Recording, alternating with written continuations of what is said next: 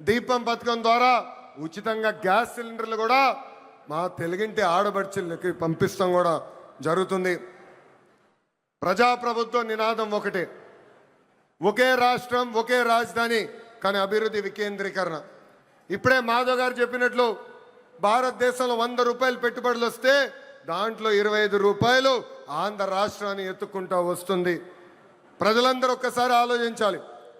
Google Arcelor Mittal ఉత్తరాంధ్రకి తీసుకెళ్ళాం, రాజధాని quantum కోస్తాంధ్రకి తీసుకొచ్చాం, ఏకంగా ఫైటర్ జెట్లు రాయల్ ఎన్ఫీల్డ్ ఈరోజు రాయలసీమకి తీసుకొచ్చిన ఘనత ఒక ఎన్డీఏ ప్రభుత్వాన్ని.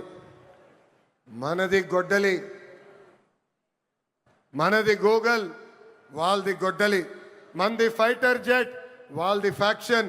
మంది కియా, వాళ్ళది కిడ్నాప్. మంది క్రెడిబిలిటీ, వాళ్ళది క్రిమినాలిటీ. మంది డెవలప్మెంట్, వాళ్ళది డిస్ట్రక్షన్. మంది బుల్లెట్ అవుతే వాళ్ళది బూతులు. మనం మహిళలకి 33% రిజర్వేషన్ ఇస్తే ఏకంగా తల్లిని చెల్లిని మెడబట్టి బయటికి గంటేసిన చరిత్ర ఆ గొడ్డలి పార్టీది. ప్రజలందరూ ఒక్కసారి ఆలోచించాలి. జగన్ ఆయన పేరులో జీ చూసి జెన్జీ అనుకుంటున్నాడు. జగన్ పేరులో ఉన్న జీ గొడ్డలి, అందుకే ఆ పార్టీకి గొడ్డలి పార్టీ అని ఈరోజు పేరు పెడతాం జరిగింది. జగన్కి సిసిడి జబ్బు ఉందండి. సిసిడి అంటే ఏంటో తెలుసా? క్రెడిట్ చోరీ జబ్బు, క్రెడిట్ చోరీ డిసార్డర్.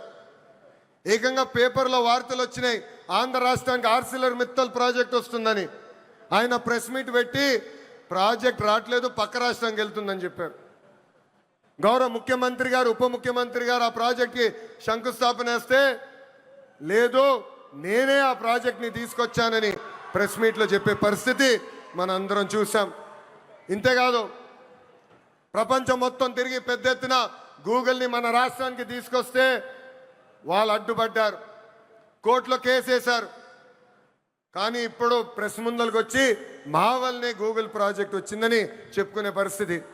ఇంకా కొన్ని సంవత్సరాలు పోతే ఆగస్ట్ 15 నాడు భారతదేశానికి స్వాతంత్రం తీసుకొచ్చింది మా తాత అని చెప్పుకునే పరిస్థితికి సిసిడి జగన్ వస్తారు. జగన్ కొన్ని కంపెనీలు తీసుకొచ్చాడు, ఆ కంపెనీ పేర్లు మనందరం మర్చిపోయాం. ప్రజలందరూ ఒక్కసారి గుర్తు చేయాలనుకుంటున్నా. ఆ కంపెనీ పేర్లు Andhra gold, president medal, gold medal. అలాంటి కంపెనీలు తీసుకొచ్చిన చరిత్ర ఆ పార్టీది. Google, Arcelor Mittal, royal Enfield, fighter jet తయారు చేసిన పరిశ్రమలు తీసుకొచ్చిన చరిత్ర మా ఎన్డీఏ ప్రభుత్వాన్ని. చిన్నప్పుడు 10th క్లాస్ పేపర్ లీక్లో టీచర్లు జగన్ని చితకబాదారంట. అందుకే టీచర్లు చూస్తే ఆయన చాలా కోపం, కక్ష.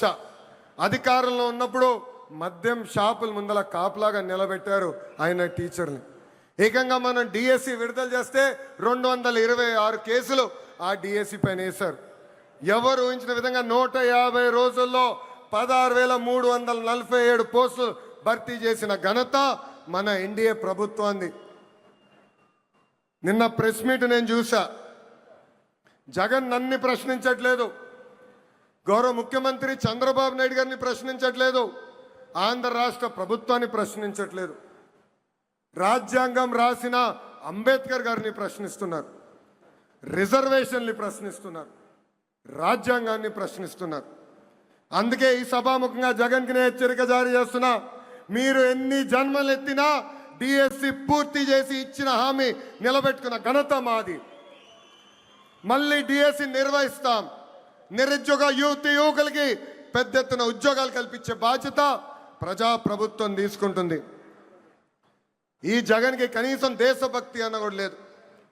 మేమందరం పోరాడి పెద్ద ఎత్తున సాగర్ డిఫెన్స్ అన్న పరిశ్రమని ఆంధ్ర రాష్ట్రానికి తీసుకొచ్చాం. వాళ్ళు ఏకంగా భారతదేశం డిఫెన్స్ కోసం బోట్లు తయారు చేసే పరిశ్రమ.